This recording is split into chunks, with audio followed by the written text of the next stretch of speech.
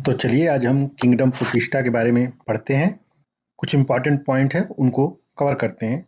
तो यहाँ पे मेनली उन पॉइंट्स को मैं कवर करूँगा जो कि इम्पॉर्टेंट हैं, जैसे नीट या अदर कॉम्पिटिटिव एग्जाम्स के लिए जो पॉइंट इम्पॉर्टेंट है उन मेन पॉइंट्स को मैं कवर करूँगा एनसीईआरटी में दिए हुए मेन पॉइंट के अलावा।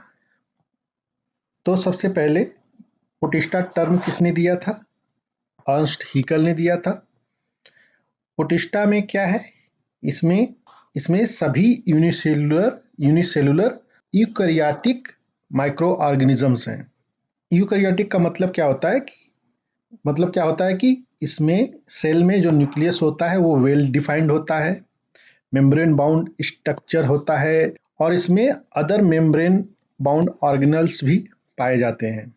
यूकैरियोटिक सेल्स में जो न्यूक्लियस होता है ये वेल डिफाइंड होता है, मतलब क्या है कि ये मेम्ब्रेन बाउंड स्ट्रक्चर है। साथ ही साथ other structure, membrane bound structure जो होते हैं जैसे माइटोकॉन्ड्रिया हुआ, क्लोरोप्लास्ट हुआ, ये सब यूकैरियोटिक सेल्स में पाए जाते हैं। मोनेरा में हमने क्या देखा था? किंगडम मोनेरा में क्या था?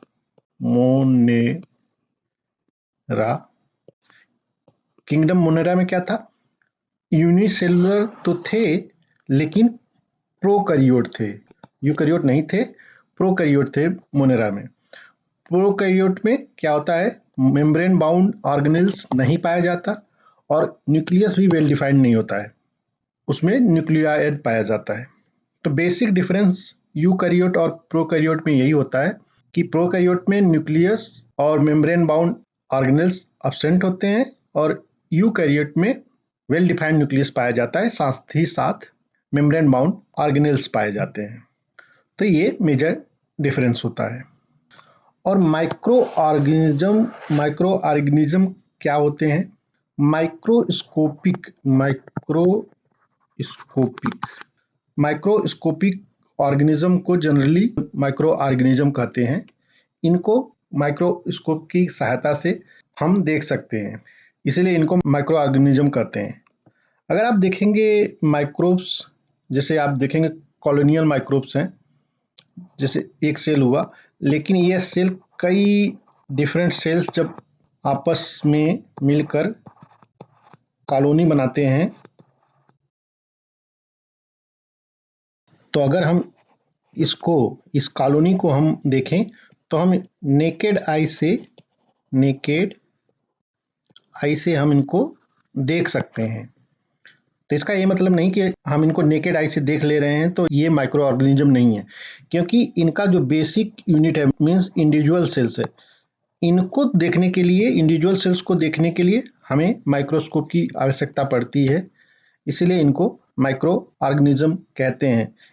केवल इसीलिए माइक्रो ऑर्गेनिज्म नहीं कहते हैं कि इनको माइक्रोस्कोप से देखते हैं, इनका साइज बहुत छोटा होता है, माइक्रोन साइज इनका माइक्रोन में होता है, इसलिए भी इनको माइक्रो ऑर्गेनिज्म कहते हैं। लेकिन एक जनरल लेमैन या जनरल स्टेटमेंट कहें, डिफिनीशन कहें माइक्रो ऑर्गेनिज्म का, तो वो ऑर्गेनिज्म जिनको हम माइक्रोस्कोप की सहायता से देखते हैं उनको माइक्रो ऑर्गेनिज्म कहते हैं।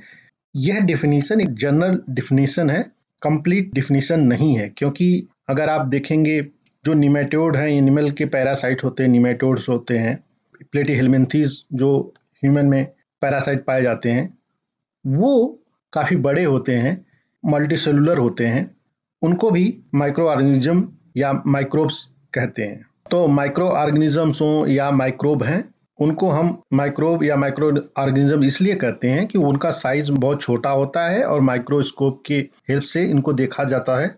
अगर मोर प्रिसाइसली कहें तो माइक्रो ऑर्गेनिज्म जो होते हैं, चाहे वो यूनिसेलुलर हों या मल्टीसेलुलर, जैसे कि मैंने बताया प्लेटीहेल्मिन्थेस जो हमारे शरीर में पैरासाइट के रूप में रहते हैं, या अदर वर्टिब्रेट्स में पाए जाने वाले निमेटोड्स पैरासाइट हैं, इनको भी माइक्रो ऑर्गेनिज्म कहते हैं।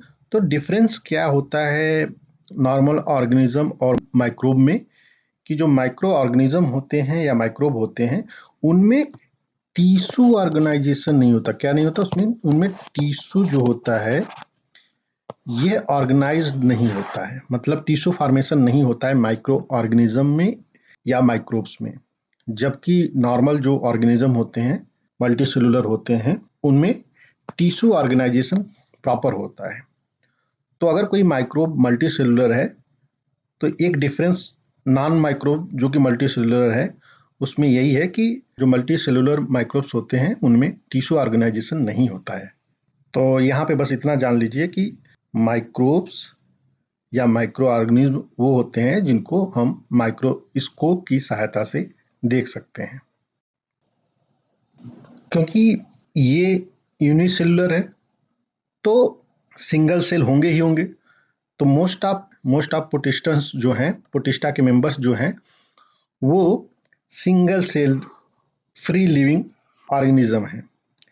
लेकिन कुछ जो हैं कॉलोनीज बनाते हैं और ये प्रोटिस्टा के मेंबर्स मेनली एक्वाटिक होते हैं, मीन्स ये मेनली वाटर में पाए जाते हैं। और प्रोटिस्टा को कनेक्टिंग लिंक कहते हैं किसके बीच में, मोनेरा और प्लांट्स एनिमल्स एंड फंजाई के बीच के कनेक्टिंग लिंक होते हैं प्रोटिस्टा के मेंबर्स। क्योंकि मोनेरा जो है यूनिसेलुलर प्रोकैरियोट्स होते हैं और प्लांट एनिमल्स फंजाई ये मल्टी सेलुलर यूकैरियोट्स होते हैं। और आपका प्रोटिस्टा क्या है, ये यूनिसेलुलर है लेकिन यूकैरियोट है। तो ये कनेक्टिंग लिंक है, ये पॉइंट इंपॉर्टेंट है। सो protista is the connecting link between unicellular prokaryotes and multicellular eukaryotes। अगर न्यूट्रिशन की बात करें तो इनमें होलोफाइटिक या फोटोसिंथेटिक न्यूट्रिशन पाया जाता है, मींस प्लांट लाइक न्यूट्रिशन होता है। ये अपना फूड खुद सिंथेसाइज कर सकते हैं। मतलब कुछ प्रोटिस्टन्स हैं जो कि होलोफाइटिक या photosynthetic type of nutrition show करते हैं, ये अपना फूड खुद सिंथेसाइज करते हैं। कुछ प्रोटिस्टन होलोजोइक न्यूट्रिशन शो करते हैं, मीन्स एनिमल लाइक न्यूट्रिशन, ये अपना फूड खुद सिंथेसाइज नहीं कर पाते हैं, ये अपना फूड सराउंडिंग मीडिया से लेते हैं। इनमें फंजाई लाइक एब्जॉर्प्टिव न्यूट्रिशन होता है जिसको सैप्रोफाइटिक न्यूट्रिशन कहते हैं।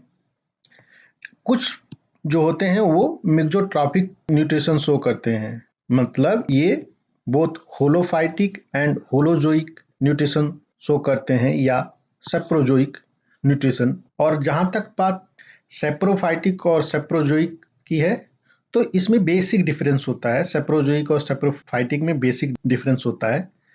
सेप्रोफाइटिक में क्या होता है कि यहाँ पे हाइड्रोलाइटिक एंजाइम जो होता है वो सिक्रीट होता है, मतलब जो ऑर्गेनिज्म सेप्रोफाइटिक न्यूट्रिशन शो करता है वो हाइड्रोलाइटिक एंजाइम्स जो है वो हाइड्रोलाइटिक